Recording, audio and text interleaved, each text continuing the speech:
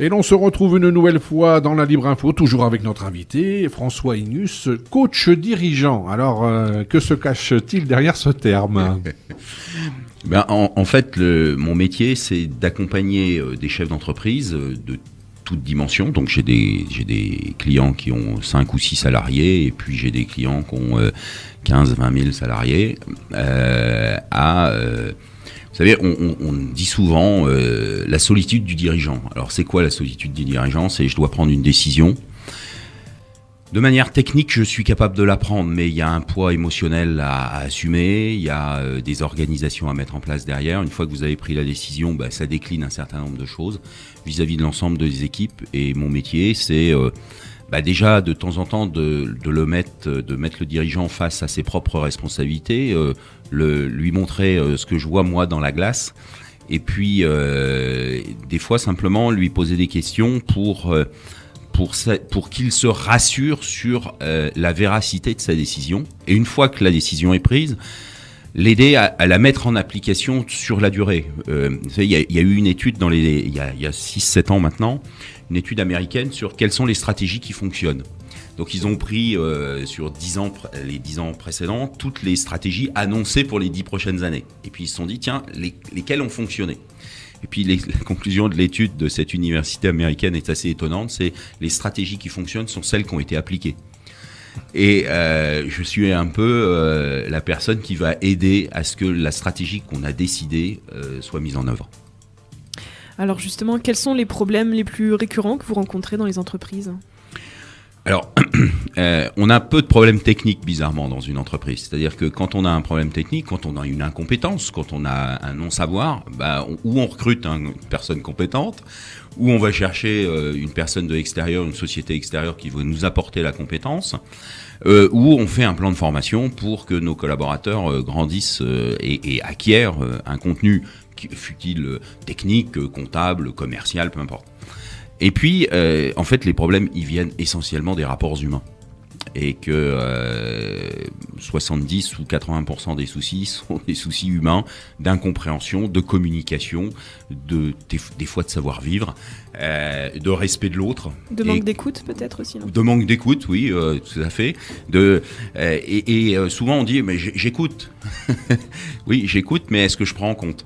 Voilà, donc et mon métier, c'est aussi de faire prendre conscience, aux dirigeants au sens large, c'est des comités de direction ou des chefs de service ou des patrons de filiales, que l'écoute, c'est pas que me taire pendant que l'autre parle.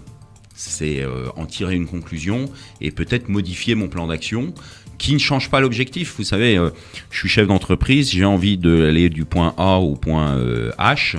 J'ai 3-4 chemins possibles.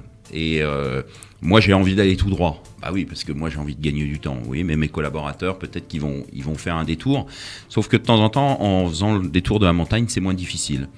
Et je pense que ça, il faut le prendre en compte. Donc, c'est de l'écoute, c'est de la compréhension, c'est de la prise en compte de toutes les difficultés personnelles, professionnelles, et ainsi de suite. Et mon métier, c'est un peu de les sensibiliser. Enfin, c'est pas un peu, c'est de les sensibiliser à ça et d'essayer de mettre ces choses-là en perspective pour que ça fonctionne mieux.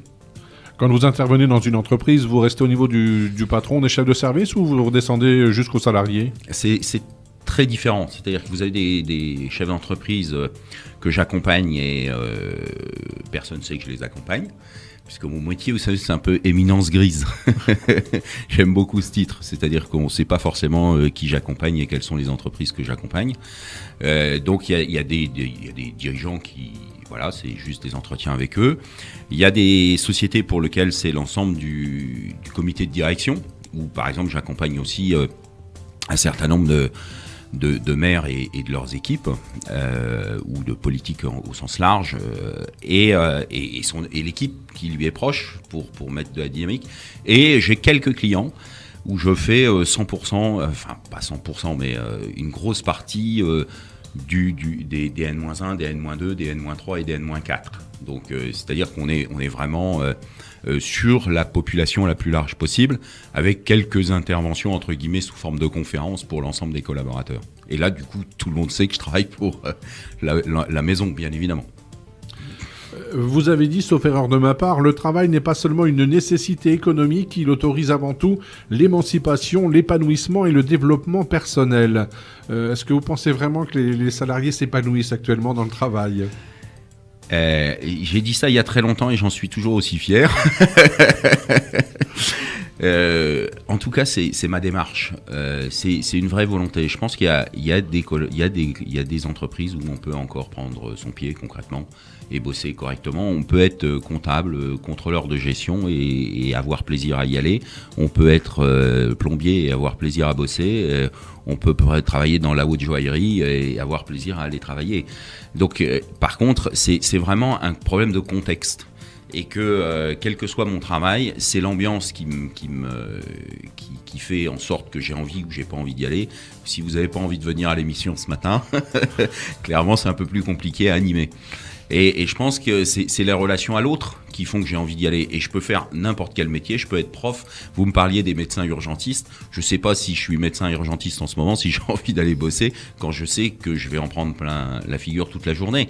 Alors que s'il y a une ambiance de travail différente, et vous voyez bien que je vais pas changer de métier fondamentalement, oui, je pense qu'on peut se réaliser dans le travail. On y passe quand même officiellement 35 heures par semaine, pour nombre des cadres bien plus. Et donc je pense qu'en effet le bien-être est une nécessité, et que si on a autant de problèmes de souffrance au travail, alors la souffrance au travail aujourd'hui tout le monde en parle, mais parce que tout simplement on a juste oublié qu'on avait l'ambiance et qu'on était juste des êtres humains. C'est pas mal. On fait une nouvelle pause dans la Libre Info et on se retrouve d'ici quelques minutes.